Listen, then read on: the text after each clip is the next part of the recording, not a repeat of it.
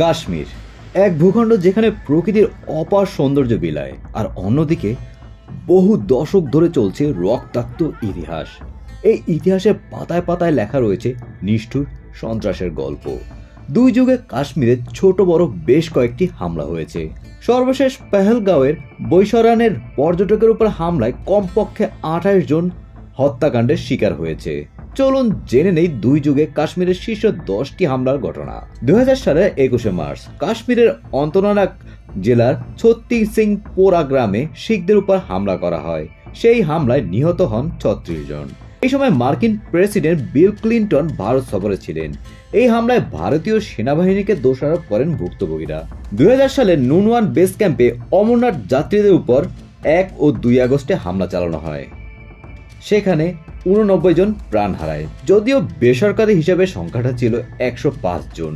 2001 সালের 1 অক্টোবর জম্মু কাশ্মীর বিধানসভা চত্বরে আত্মঘাতী গাড়ি বিস্ফোরণ, সেখানে হামলাকারী সহ 38 জন নিহত হয়। 2003 সালের 23শে মার্চ পুলওয়ামার নন্দীমার্গে নিহত হন 24 জন কাশ্মীরি পণ্ডিত।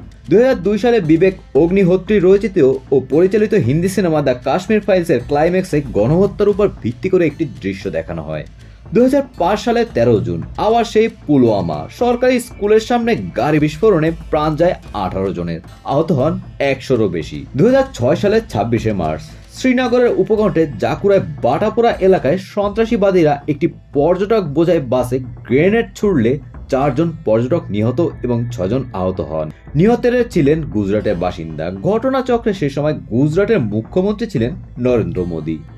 2006 সালে কুলগাম গণহত্যা। 2006 সালে 12 জুন কাশ্মীরের অন্তনানাগ জেলার কুলগাম এলাকায় ইয়ারিপোরার কাছে 9 জন নেপালি ও বিহারি শ্রমিক এবং 1 জন মুসলিম কাশ্মীরি ভারতীয় সেনাকে হত্যা করা হয়।